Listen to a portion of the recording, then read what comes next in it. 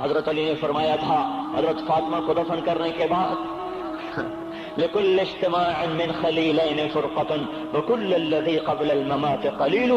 آج فاطمہ کو دفن کرنے کے بعد مجھ پر یہ بات کھل گئی ہے، کوئی کسی کا ساتھ نہیں دے سکتا، کوئی سدا سلامت نہیں رہ سکتے۔ ایسی حسین جوڑی بھی آج بکھر گئی۔ ایسا حسین جوڑا کوئی دنیا میں کہاں سے لائے گا؟ ایسا جمال کوئی کہاں سے لائے گا؟ ایسی جوڑی کوئی کہاں سے لائے گا؟ علی و فاطمہ کی جوڑی کوئی دکھائے تو صحیح، کوئی نبیوں کے بعد کوئی ایسی جوڑی بنی ہو، لیکن آج یہ جوڑی ٹوٹ گئی۔ 24 سال کی عمر میں فاطمہ جدائی دے گئی، 24 برس کی عمر میں جدائی دے کے جا رہی۔ ہاں لیکن بھائی ان کا تو مرنا بھی زندگی تھا۔ پانی کے لیے اپنی خادمہ سے فرمایا میرے غسل کا پانی رکھو، خادمہ نے پانی رکھا، خود غسل فرمایا، پھر اس کے بعد چارپائی کو درمیان میں رکھوایا اور کپڑے پہنے اور فرمایا علی اس وقت کہیں باہر نکلے تھے، فرمایا اب میں مر رہی ہوں، میرا غسل ہو چکا ہے، مجھے دوبارہ غسل نہ دینا، یہی میرا غسل ہے اور علی کو بتا دینا، اور وہ گئی۔ ہاں آپ نے کہا تھا حضرت فاطمہ سے میں جا رہا ہوں، وہ رونے لگی، پھر آپ نے پھر کان میں کہا نہیں نہیں تو غم نہ کر، سب سے پہلے تو ہی مجھ سے آ کے ملے گی۔ پھر وہ ہنسنے لگی، حضرت عائشہ رضی اللہ عنہا دیکھ رہی تھی، پہلے روئی پھر ہنسی، تو کہا یہ کیا بات ہوئی؟ کہا مجھے میرے باپ نے کہا میں جا رہا ہوں تو مجھے رونا آیا، تو پھر انہوں نے فرمایا تو غم نہ کر، سب سے پہلے تو ہی مجھ سے آ کے ملے گی۔ تو پھر میں خوش ہو گئی۔ باپ کے جانے کے صرف 6 مہینے کے بعد ابا سے ملاقات ہو گئی۔ تو حضرت علی فرما رہے ہیں آج دیکھو دیکھو ان افتقادی فاطمہ بعد احمد دلیل علی اللہ یدوم خلیل۔ آؤ آؤ دیکھو دیکھو، میں نے انہی ہاتھوں سے محمد مصطفیٰ کو قبر میں اتارا تھا، آج انہی ہاتھوں سے میں نے فاطمہ کو اتار دیا۔ آج مجھ سے کہ دنیا کا دھوکہ کھل گیا ہے، مجھے پتہ چل گیا ہے کہ یہاں کوئی دوستی سلامت نہیں رہ سکتی، کوئی گھر آباد نہیں رہ سکتا۔ کل بیت وإن طالت سلامتها یوما ستدرکها النکباء والحباب۔ او میرے بھائیو، کوئی گھر کتنا آباد رہے، سلامت رہے، ایک دن آتا ہے کہ مکڑی کے جالوں کے سوا وہاں کچھ نہیں ہوتا، ہواؤں کی سنسناہٹ کے سوا وہاں کچھ نہیں ہوتا۔ اللہ کا واسطہ دیتا ہوں فیصلہ آباد سے دھوکہ نہ کھاؤ، اس کے بازاروں سے دھوکہ نہ کھاؤ، ہوش میں آؤ، ہم غلط جا رہے ہیں۔ اور میرے بھائیو اگر مر کے اللہ کے پاس جانا ہے تو اس زندگی سے واپس آؤ، واپس آؤ، میں اللہ کو اس کے رسول کا واسطہ دیتا ہوں۔ اگر مر کے کہیں اور چلے جانا ہے، اگر مر کے اللہ کے پاس نہیں جانا یا اللہ کے رسول کا سامنا نہیں ہے، جو مرضی کرو، پھر ہم بھی چھوڑیں، اب ہمیں بھی کوئی سمجھاؤ، ہم کیوں بول بول کے گلے کی ایک ایک رگ میں درد اتار بیٹھے، گھر چھوڑ چھوڑ چھوڑ چھوڑ، سارا وجود ہڈیوں میں درد اتر گیا ہے، تو کوئی ہمیں بھی راستہ بتاؤ کہ یہ راستہ ہے، اس پہ موج میلہ بھی ہوگا، اللہ بھی نہیں ملے گا، آؤ ہم سب پھر ہم بھی مل کر تمہارا ساتھ دیں۔ ہم کیوں ایسے کھاری اٹھائے ہوئے در در کی ٹھوکریں کھاتے پھر رہے ہیں؟ میرے بھائیو، اور اگر ایسا کوئی راستہ نہیں ہے، اور میں بتا رہا ہوں کوئی نہیں ہے، کوئی نہیں ہے، کوئی نہیں ہے، میرے پاس کوئی مضمون نہیں بیان کرنے کو۔ میں یہ نوجوانوں کو دیکھتا ہوں، میرے بند ٹوٹ جاتے ہیں، میں دیوانہ ہو جاتا ہوں کہ میں ان کے کیسے دلوں میں اتر کر ان کے دلوں کی لگاموں کو اللہ کی طرف پھیر دوں اور اس کے رسول کی طرف پھیر دوں۔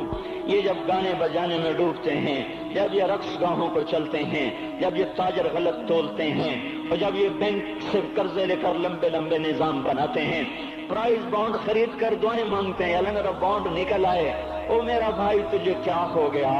تو جوئے پر دعائیں کر رہا ہے کہ یا اللہ میرا بانڈ نکال دے۔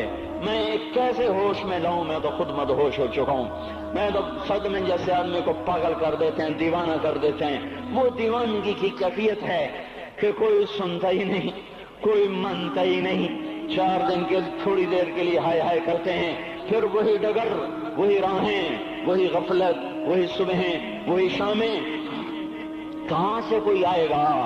کون سی آواز آئے گی؟ کوئی قیامت کے کڑکا کو سننا چاہتے ہو کیا آسمان کے دھماکے سن کے توبہ کرنا چاہتے ہو؟ کیا آسمان کی بجلیوں کو کونجتا دیکھ کر پھر توبہ کرو گے؟ یا زمین کے کلیجے کو پھٹتا دیکھ کر پھر توبہ کرو گے؟ یا سمندر کی بفری موجوں کو چڑھتا دیکھ کر پھر توبہ کرو گے؟ یا ہواؤں کے جھکڑ بگولوں کو دیکھ کر پھر توبہ کرو گے؟ نہیں، پھر توبہ کا وقت نکل جاتا ہے، ابھی وقت ہے، ابھی ہم لوٹ آئیں، آ جائیں۔ قبروں کی وہ سیدگی یاد کرو، قبروں کے اندھیرے یاد کرو۔ اور میں آپ کو سنا رہا تھا، اس قبر نے مجھے روک لیا، اس کی ایک ایک مٹی کے ذرے نے مجھے کہا کچھ ادھر پڑھ دو، یہاں کوئی نہیں آیا۔ ہاں، کوئی نہیں آیا کرتا، کوئی نہیں آیا کرتا۔ یہاں علی فاطمہ جدا ہو گئے، باقی کون ہمیشہ رہ سکتا ہے؟ اور جب جدائیاں ہوتی ہیں پھر کہتا ہے كأن لم تكن بيني وبينك خلة ولا حسن ود مرة في التبادل۔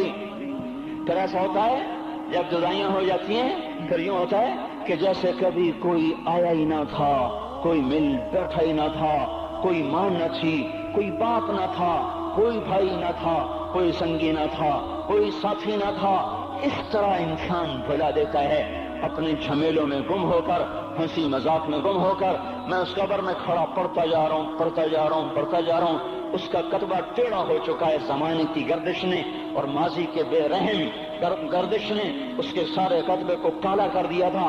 مجھے تجسس ہوا، میں دیکھوں یہ ہے کون جس کی قبر نے مجھ جیسے اجنبی کو رونے پہ مجبور کر دیا اور مجھے کھڑا کر دیا۔ میں قریب ہوا، میں نے جھاڑا تو پر لکھا ہوا تھا اللہ اکبر، رستم ہند امام بخش۔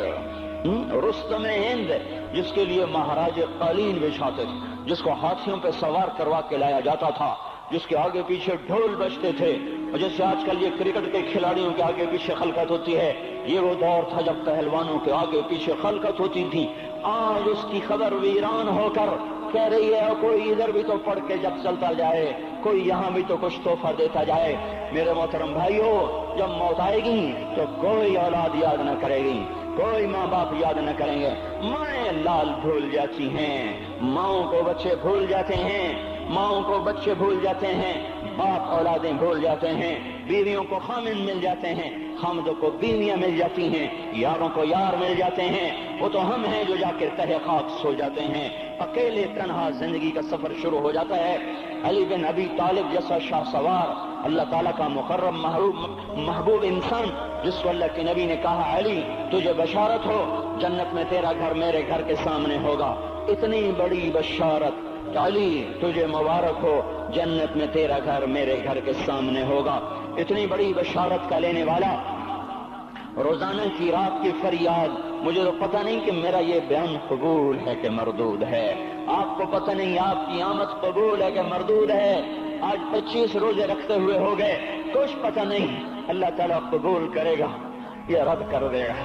بڑی ذات ہے، آج تک زندگی میں کوئی ایک عمل بھی نظر نہیں آتا جس پر ہم دعویٰ کر سکیں یہ کام تو میرا اللہ کو بڑا پسند آئے گا اور میری بخشش کا سامان ہو جائے گا۔ ہم فقیر لوگ ہیں میرے بھائیو، ہماری معیشت اتنی خراب نہیں ہوئی جتنا ہمارا ایمان خراب ہو گیا ہے۔ ہمارا فقیر، اس کا چولہا ٹھنڈا ہوا ہے، ہمیں اس کا درد ہے، لیکن اس کے چولہے ٹھنڈے ہونے کا اتنا درد نہیں ہے جتنا اس کے ایمان کی انگیٹھیاں سرد ہو چکی ہیں، جتنا یہ درد ہے، کیونکہ یہ فقر مالداروں کو بھی حاصل ہے۔ یہ فقر پوری دنیا پہ چھا چکا، مالدار بھی فقیر ہیں، دکاندار بھی فقیر ہیں، تاجر زمیندار بھی فقیر ہیں۔ آج جو جتنا بڑا دنیا دار ہے وہ ایمان کا اتنا بڑا فقیر ہو چکا ہے، وہ بھکاری ہو چکا ہے۔ کچھ نہیں ہمارے پاس، کوئی دعویٰ نہیں زندگی بھر کے کسی ایک عمل پر، جن کو جنت کے پروانے مل گئے۔ علی کا گھر میرے گھر کے سامنے، فاطمہ میری بیٹی جنت کی عورتوں کی سردار، حسن حسین جوانوں کے سردار جن کو جنت کے پروانے ملے۔ حضرت علی رات کو اٹھ کے رو رہے ہیں، آہن آہ من قلت الذات وبعد السفر ووحشت الطریق، اے میرے مولا مجھے معاف کرنا، میرے پاس عمل کوئی نہیں ہے، اے مولا مجھے معاف کر دے، میرا عمل تھوڑا ہے۔ اور میں نے ابھی کیا کہا ہے، میں نے ابھی کیا بتایا آپ کو کہ علی کا گھر نبی کے گھر کے سامنے ہے، تو کچھ تو سوچو، کبھی تھوڑے عمل والا بھی دو جہان کے سردار کے گھر کے سامنے گھر بنا سکتا ہے؟ کبھی تھوڑے عمل والا اتنے مرتبے پہ جا سکتا ہے؟ وہ کیا کہہ رہے ہیں؟